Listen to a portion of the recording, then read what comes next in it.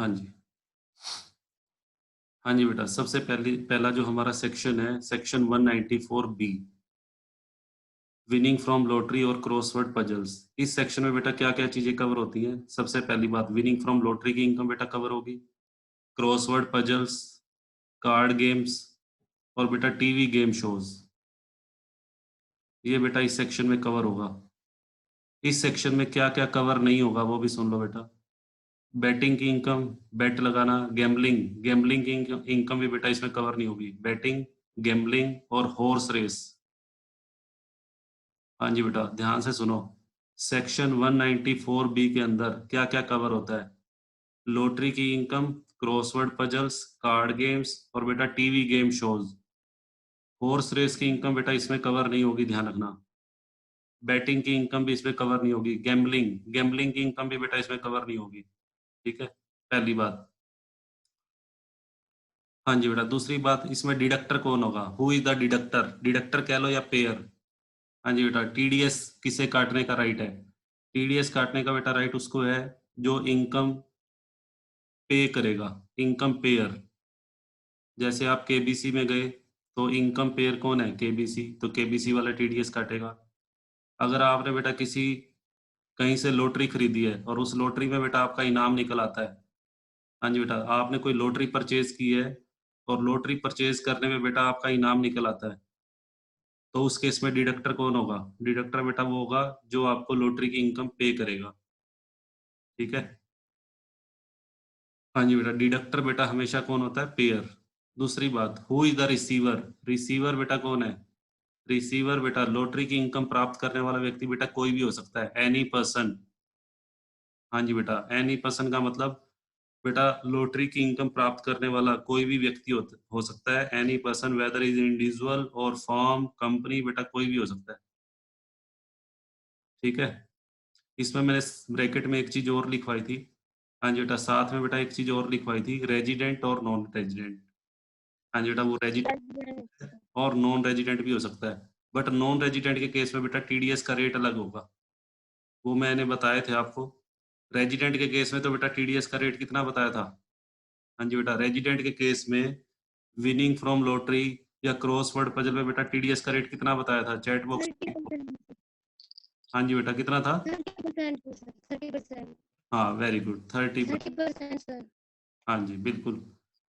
हाँ जी बेटा, और अगर नॉन रेजिडेंट हो तो बेटा फिर कितना होगा? नॉन रेजिडेंट के केस में, अगर नॉन रेजिडेंट को लॉटरी की इनकम प्रोवाइड की गई है तो टीडीएस का रेट कितना होगा? हाँ, अन्नू का आ गया, अन्नू का 31.2%। हाँ जी, वेरी गुड, बिल्कुल सही है।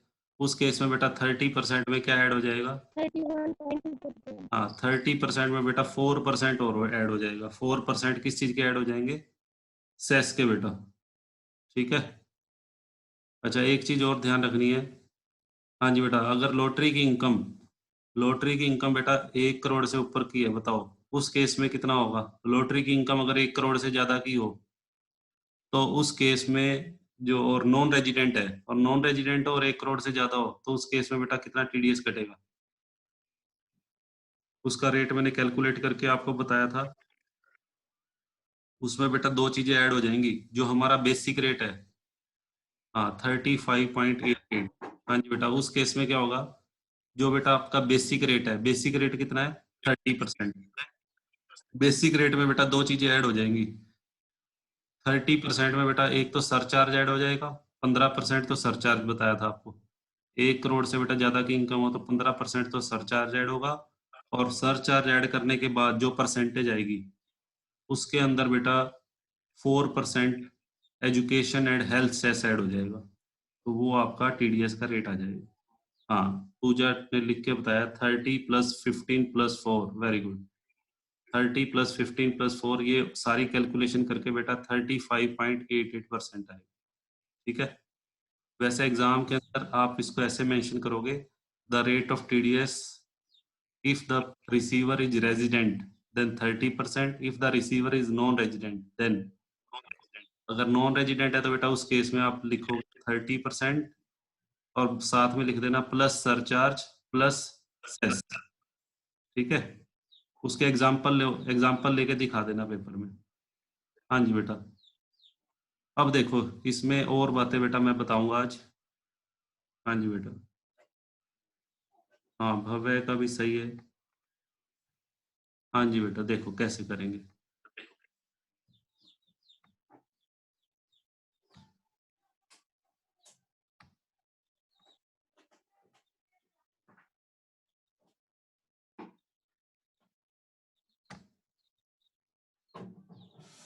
हाँ जी बेटा आज हम कुछ कैसे एग्जाम्पल करवाता हूँ मैं इसके कुछ विनिंग फ्रॉम लॉटरी के।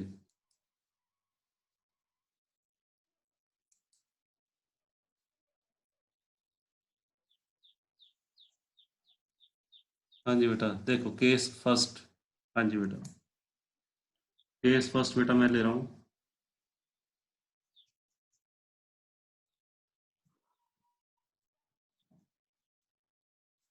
हाँ जी बेटा अमाउंट ऑफ विनिंग बेटा मैंने ले लिया 8,000। हाँ जी बेटा 8,000 विनिंग का अमाउंट है। हाँ जी बेटा पेई। पेई बेटा कौन है? प्राप्त करता बेटा रेजिडेंट। हाँ जी बेटा इनकम प्राप्त करने वाला बेटा रेजिडेंट है जिसको लॉटरी की इनकम मिली है। ये बेटा ऑडियो बंद कर लो बेटा, ऑडियो बंद कर लो। हाँ जी बेटा अमाउंट ऑफ विनिंग 8,000 है और पे बेटा कौन है? रेजिडेंट। ये बेटा अभी भी इसका माइक ऑन। मुकेश कौन है ये? Roll number 9।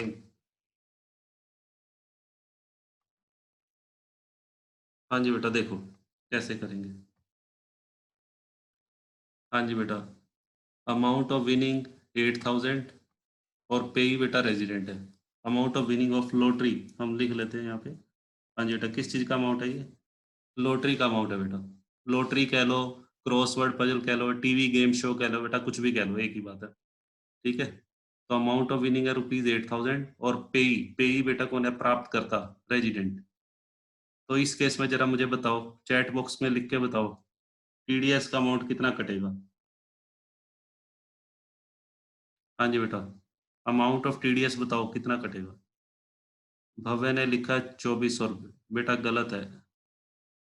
हाँ जी बेटा 2,400 भव्य ने लिख के भेजा बेटा गलत है। बाकी बच्चे बताओ।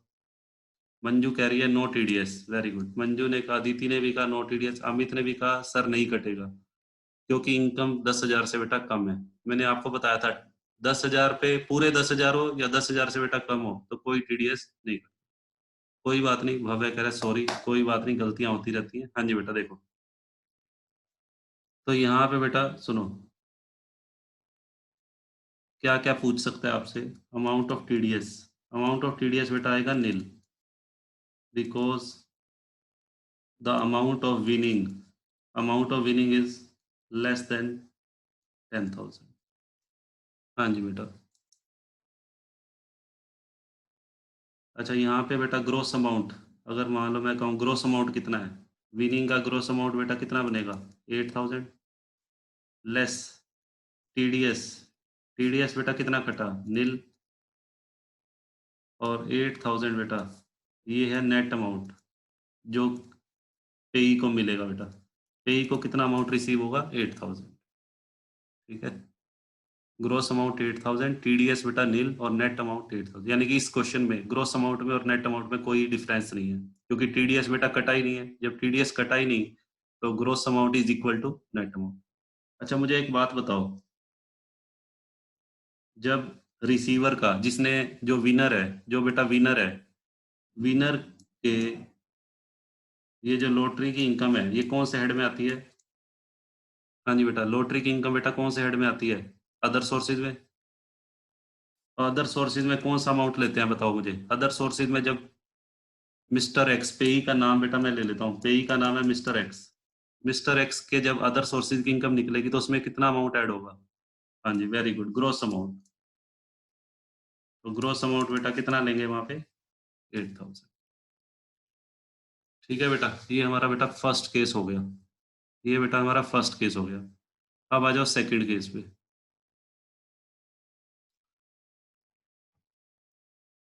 Case number 2।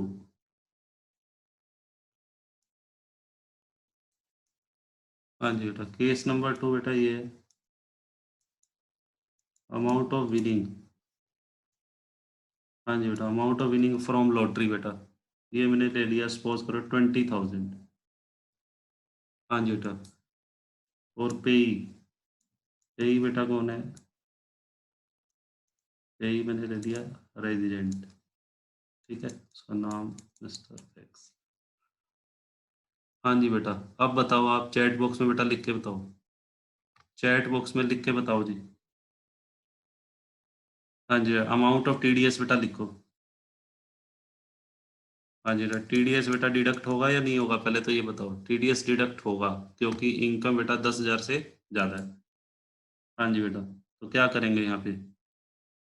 हाँ जी बेटा देखो, 20,000 का 10% बेटा, ओ सॉरी 30%, 20,000 का बेटा 30% कितना हो जाएगा? ₹6,000। हाँ जी बेटा, और पेई को बेटा कितना अमाउंट मिलेगा? ग्रोस अमाउंट बेटा कितना है? ग्रोस तो हो गया 20,000, और पेई को net amount received, net amount received by पेई 20,000 माइनस 6,000।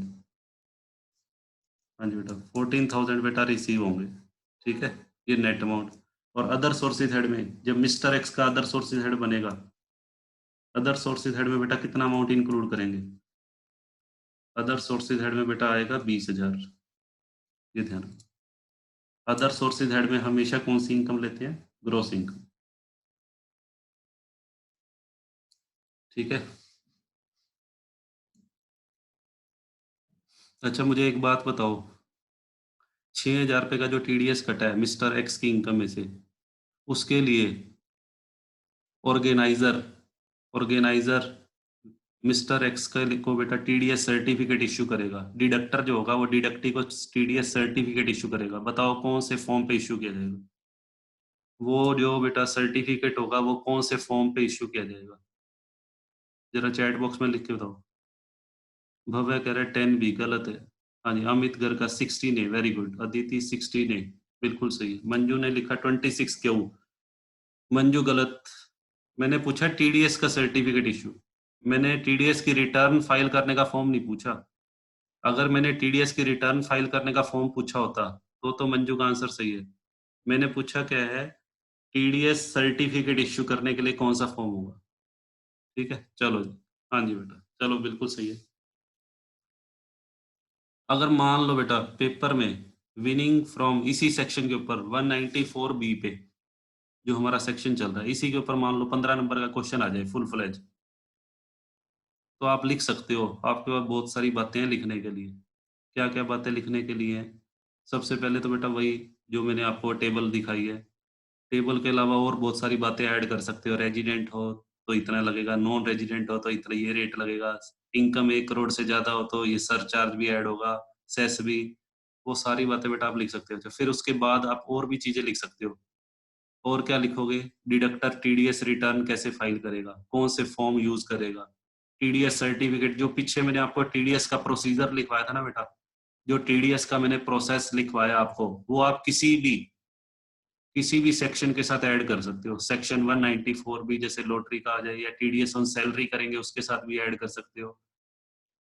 तो आप पूरा विद एग्जांपल देके बेटा पूरा 15